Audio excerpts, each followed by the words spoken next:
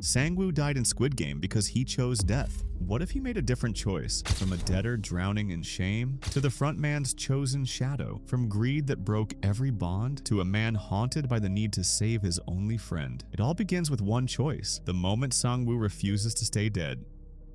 The rain poured over the arena. It's the final game now. Two men stood in the center. Player 456, Seong Gi-hun. Player 218, Cho Sangwoo. Both were barely standing. Their clothes clung to their bodies, heavy with blood and rain. Every breath sounded like a sob. Every movement threatened to topple them over. They had fought, bled, and clawed through 6 games. Now, here they were, facing each other in the mud. Childhood friends. Now, final enemies. In the original timeline, Sangwoo chose to end his life. He turned the knife inward, sparing Gi-hun the guilt of killing him. But in this timeline, something different happens during the night before the final game. The guards didn't speak as they dragged Sangwoo down the steel corridors, his shoes scraping against the floor. He was still shaking, still tasting Sae-byuk's blood in the air. When they tore the blindfold away, he was staring at the frontman. That mask gleamed under the dim light, every reflection sharp as a blade. The voice said, "Two paths. Win, take the prize, or fall and serve me."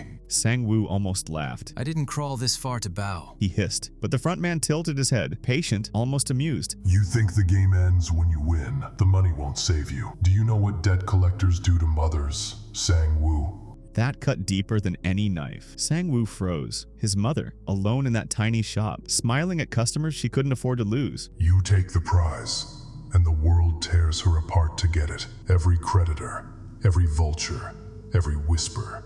She will pay for your sins. The words crawled inside him like venom. He saw it. His mother being dragged from her stall, beaten for the debts he ran from. And Gi-hun? The frontman continued, his voice now lower like a trap closing. He may hate you now, but he's still your friend. Do you really believe the VIPs will let him walk out alive after what he's seen? Do you think he'll even make it past you tomorrow? Sangwoo swallowed hard. He wanted to say yes. He wanted to scream it, but he saw Gi-hun's face, tired, broken, but still alive, still trusting him somehow. You win, and you kill him with your own hands. The frontman whispered, You lose, and we save you. You will serve me. You will watch him suffer from the shadows, and your mother will live, debt-free, untouched. The silence was unbearable. His chest tightened until it felt like he was drowning. Sangwoo didn't answer. He only lowered his head and nodded once. Now, in the arena, Sangwoo's grip on the knife tightened. The blade shook in his hand, not from fear but from the weight of the decision. His eyes locked on Gi-hun's face. That face wasn't just an opponent. It was the boy who once gave him half a rice ball when they were starving children. The boy who laughed with him under the same broken roof, who cheered when they made kites out of scrap paper. Debt, shame, and years of lies had buried that memory, but tonight it clawed its way back. Sangwoo's heart split in two. One half screamed for victory, the other whispered for release. He switched the knife to his other hand, a small, subtle gesture, but Gi-hun noticed. His eyes widened. Instead of striking, Sangwoo stepped forward, slowly. His knees buckled with every step, but he kept moving until he stood so close. Gi-hun could feel the heat of his trembling chest. Then he pulled him into an embrace. The world seemed to stop. Rain drummed on their shoulders. Mud splashed under their feet. The crowd leaned in, silent. Sangwoo pressed the cold hilt into Gi-hun's palm. His voice broke into a whisper, one so faint it was meant only for his oldest friend. You win, brother. Sangwoo said before Gi-hun could react. Sangwoo took a step forward. He pushed his chest into the blade, driving it deep. Gi-hun's hands froze around the hilt. The knife slid into flesh, hot blood spilling into the rain. His gasp tore through the silence, but his grip never let go. To anyone watching, it looked like Gi-hun had made the killing strike. Their eyes met, one last time. Sangwoo's were wet, not from the storm, but from a release he had never allowed himself before. The weight of years of failure fell away. His lips shaped silent words, live. Then his body crumpled. Gi-hun staggered backward, the knife still clutched in his shaking hands. He looked down at his friend, broken in the mud, chest rising for the last time. A scream ripped from his throat, raw, shattered, endless. The speakers boomed. Player 456 is the winner of the Squid Game. The arena erupted with cheers. Guards marched in. Floodlights cut through the rain. Cameras captured every angle of the supposed murder.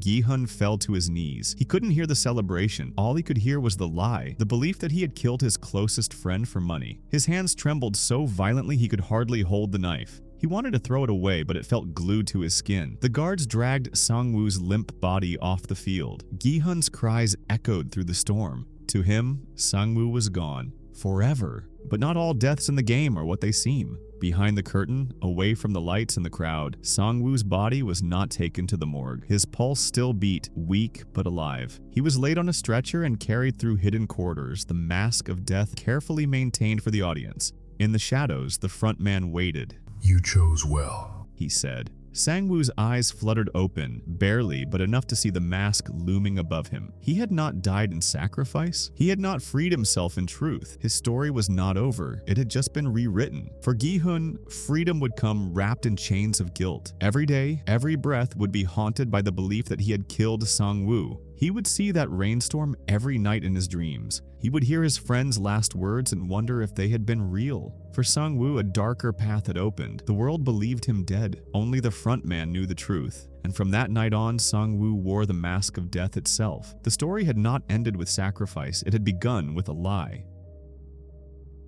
The deal was struck in silence. Sangwoo didn't walk out of the games as a victor. He was carried out as an asset. They never called him champion. They called him recruit. His freedom was gone, chained to the very system he thought he'd beaten. Where Gi-hun had staggered home to an empty apartment in grief, Sangwoo was taken to the compound, a place even worse than the arena. The compound wasn't meant for players. It was meant for architects. A labyrinth of steel corridors, humming monitors, masked guards, and endless rooms where lives were reduced to numbers, screens, and odds. Here, Sangwoo was stripped of his jumpsuit, his identity, and dressed in black. No longer prey, no longer a competitor, a shadow among shadows. The frontman explained his new role with surgical calm. You are not a winner. You are a survivor. Survivors understand the rules. You will be my other hand, unseen but vital. At first, Sangwoo resisted. He told himself he would only learn, watch their system, understand their weaknesses. He rationalized that knowledge was survival, that one day he might use it to escape. But knowledge comes with rot, and soon he was seeing things he couldn't unsee. He watched the selection process, the dossiers of hundreds of players, each cataloged like cattle. Their debts, their desperation, their weaknesses. He recognized faces, stories that mirrored his own. Every name was a mirror held up to his past, reminding him that he could have been one of them again. He learned about the VIPs, the grotesque rituals of wealth behind the curtains, men who bet fortunes while families starved. Sangwoo despised them, yet he served them. His genius wasn't wasted, it was weaponized. He streamlined betting systems, created cleaner methods of laundering the blood money, and improved player retention strategies that ensured bigger spectacles. Every improvement he made haunted him, but it also elevated him. Within months, the frontman trusted him. If Inho was the face of the system, Sangwoo was the ghost, hidden, nameless but essential. Yet beneath the mask, the war inside him grew. He cleared his mother's debts fully, but still never returned home. Instead, he stood across the street from her store one night, watching as she closed up shop alone. Her hands aged from decades of labor. She never saw him, but he saw everything. Her waiting, still hoping her son would walk through the door. He almost did. Almost. But he couldn't face the truth. Her pride would shatter the moment she knew what he had become. The bottle became his companion. Expensive liquor by the crate, but it never dulled the faces in his dreams. Ali's smile, Sabyok's determination, Gi-hun's pleading eyes. Nightmares stalked him like hunters. Every scream in the arena replayed in his head, except now he was on the other side of the glass. The frontman noticed the cracks, but did not see them as weakness. He saw them as fuel. The frontman said, Guilt is a chain. He told Sangwoo. But a chain can be sharpened into a weapon. Sangwoo clung to that lie. He told himself he was in control, that he could balance survival with redemption, obedience with defiance. He didn't realize it yet, but the real test was waiting, because soon the games would restart, and Sangwoo would see a face he thought he had buried forever, Gi-hun. When the next games began, Sangwoo thought he was ready. He had studied the machinery behind the spectacle, the schedules, the guards' movements, the whispered demands of the VIPs. He had even rehearsed his role as the invisible second to the frontman, calm, calculating, and cold. To everyone else, he was a mask among masks. But masks don't erase memories. And when the first batch of new players marched into the dormitory, Sangwoo's heart stopped. There he was, Gi-hun, his oldest friend, the boy who once shared tteokbokki with him in the alleys of Sangwoo, the man whose hand he had held in the mud at the final game, the one who should have been buried by now. In one timeline he was, but here he was alive, standing again under the fluorescent lights of hell. Sangwoo's hands clenched behind the mask. He wanted to speak, to scream, to rip the disguise away and tell Gi-hun the truth. But he couldn't. Not yet. The frontman's eyes were always watching. He realized then, the frontman had known. He had let Gi-hun back into the cycle, personally approved him in the car, just like the original timeline. But this time, he had never told Sangwoo. Another cruel test, another leash tightening around his neck. At first, Sangwoo kept his distance, playing the part of the loyal second, but he couldn't stop himself from interfering. Every time Gi-hun spoke of rebellion, every time he whispered to the others about taking down the game, Sangwoo was there in the shadows, guiding, deflecting, protecting him just enough to keep him alive. In the original timeline, the rebellion had failed once, and in the alternative timeline, it would fail again. The frontman always made sure of that, but deep inside, Sangwoo wasn't sure if he wanted Gi-hun to fail or if he wanted him to finally succeed. When Gi-hun nearly starved, a ration of bread appeared on his tray, an error no one could explain. It happened during hide and seek. The light stuttered red across the endless halls. Sirens wailed. Hunters stalked the corridors, knives flashing in their hands. Hiders, terrified, sweating, pressed themselves into cracks of shadow, praying the trackers passed them by. Gi-hun was one of them. He crouched behind a rusted doorframe, chest heaving. His gumball had marked him prey this time. A hunter's boots thundered closer, and Gi-hun's eyes darted for an exit. There wasn't one. The knife came down, fast, merciless, and then the hallway flickered. For a split second, the hunter's tracker glitched, its signal scrambled. The man froze, blade hovering, eyes confused. By the time the light corrected itself, Gi-hun was gone, darting into another corridor. Gi-hun never saw who had done it, but behind the cameras, hidden in the operator's gallery, Sangwoo sat motionless under his mask. His gloved finger had pressed the override, just long enough to buy Gi-hun 5 seconds. He told himself it was calculated, just a test, a chance to see how long Gi-hun could run when fate bent in his favor. But his heart said otherwise. From the shadows, Sangwoo was still protecting him. Small acts, subtle protections. Sangwoo told himself no one noticed, but Gi-hun did. He felt it, the invisible hand guiding him, keeping him alive when logic said he should be gone. It haunted him as much as it comforted him. He whispered to Sabyok's memory, to Ali's ghost, "Someone's helping me. But who?" As the games dragged on, suspicion gnawed at him. Guards were faceless, staff were mute, but someone among them had eyes on him. And Gi-hun, stubborn as ever, refused to accept salvation without knowing the source. That was when Gi-hun understood. Only one person could know him this well. Only one person could be bending the rules from the inside. His chest tightened with dread. It couldn't be. Not Sangwoo, not his brother in all but blood. By the time the game ended, Gi-hun was no longer playing for money. He was playing for answers, for the face behind the mask, and Sangwoo knew it. He could feel Gi-hun's eyes searching the shadows, but this reunion wasn't going to be warm. It was going to be catastrophic. The games thrive on spectacle, but the greatest show isn't what the VIPs see, it's what happens when truth collides with loyalty. And for Gi-hun, that moment came at the very end. The surviving players were few. The dormitory felt like a graveyard, every bunk a coffin for someone already gone. Gi-hun sat in silence, the weight of survival pressing against his chest, when the door opened and a guard entered. But this one moved differently, calm, too calm. The mask came off, and there he was, Cho Sangwoo. Gi-hun's breath left him in a rush, like he'd been stabbed again. The face he thought buried was alive, alive and standing on the other side of the nightmare. His childhood friend, his rival, his executioner. Gi-hun stumbled to his feet, voice breaking. "It was you. All this time, you've been watching me." Sangwoo's eyes flickered, torn between relief and shame. He tried to speak, but the words clung to his throat. In the silence, Gi-hun's voice rose, cracked with grief. "You could have ended this. You could have stopped them.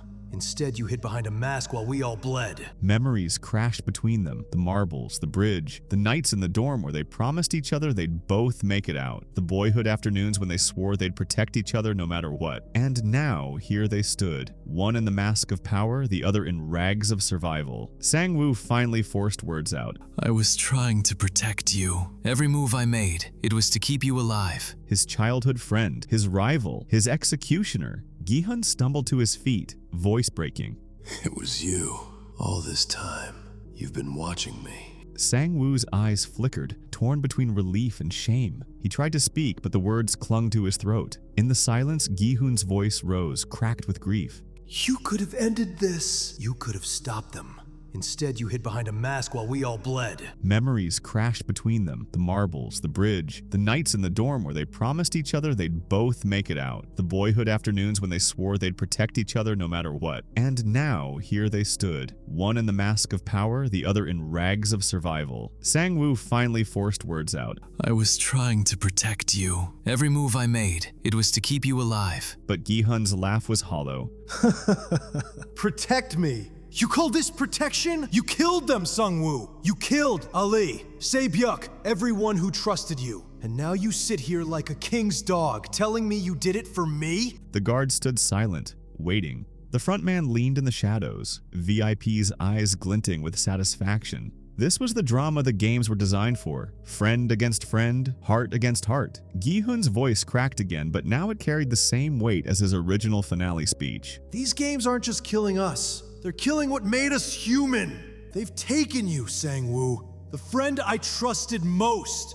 What's left for me? Sangwoo didn't flinch at the words, but inside, they cut deeper than any blade. He had told himself he was surviving for Gi-hun, but now, faced with his oldest friend's broken eyes, he saw the truth. He hadn't saved him. He'd betrayed him more deeply than anyone else ever could. The reveal wasn't just that Sangwoo lived. It was that Sangwoo had chosen this. He had become the front man's other hand, and Gi-hun, who once begged him to come home alive, now looked at him like a stranger. For the first time since the games began, Sangwoo wished the knife in the arena had turned the other way, but it was too late.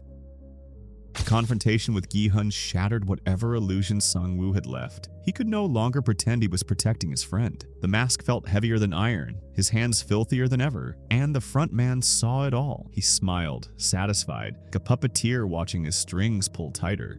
But Sangwoo wasn't a puppet anymore. He was a bomb waiting to go off. The moment came during a private briefing. The frontman outlined the future. More games, more bodies, more money. He spoke like an emperor, convinced his reign was eternal. Sangwoo listened, silent, until he finally asked the question he had been carrying since that first night in the penthouse. When does it end? The frontman tilted his head, confused amusement in his eyes. It doesn't. This is the world, Sangwoo, and you are part of it now. That was the breaking point. Sangwoo had clawed his way through childhood poverty, elite education, corporate betrayal, and now the nightmare of the games, all to end up here, a cog in someone else's machine. He thought of Ali's trust, Se-byuk's hope, Gi-hun's tears, and his mother waiting in her tiny shop for a son who would never truly return. Every choice had been for survival, but survival had turned him into the very thing he once despised. So he made one last choice. That night he entered the control room. Screens glowed with the faces of dying players, guards moving like shadows on the edges, but Sangwoo's focus locked on one man. The front man didn't flinch when Sangwoo raised the gun. He had expected this moment, maybe even invited it. I knew this day would come.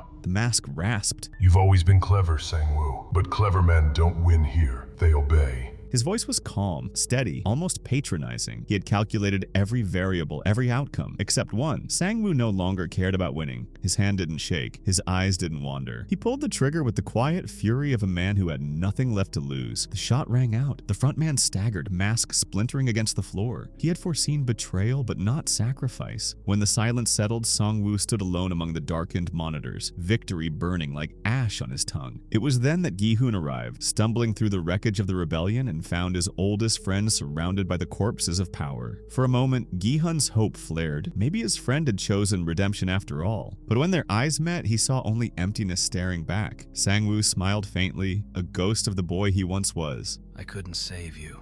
I couldn't save anyone. This was all I had left. Before Gi-hun could reach him, Sangwoo raised the gun to his own head. One last act of control. One last escape from the chains of guilt. The sound echoed through the compound like a full stop at the end of a broken sentence. Gi-hun dropped to his knees, tears cutting through the grime on his face. He had lost Sangwoo twice now. Once in the arena, and once here in the heart of the machine. And as the flames of rebellion flickered in the distance, one truth became clear. Sangwoo hadn't died in the mud of the final game. He had died here, in the hollow throne he built for himself. The games would go on, but the ghost of Cho Sangwoo would haunt them forever. In the end, Sangwoo's survival didn't create a winner. It created a tragedy. He outlived the game, but he couldn't outlive himself. His choices turned him into the very monster he once despised, and even killing the frontman couldn't wash the blood from his hands. Gi-hun walked away once more, but this time not with victory, only with the ghost of his oldest friend echoing in his heart. And that's the haunting truth of this what if. But if Sangwoo's ghost still lingers in the shadows, what if Gi-hun never died at all? Check out our next video.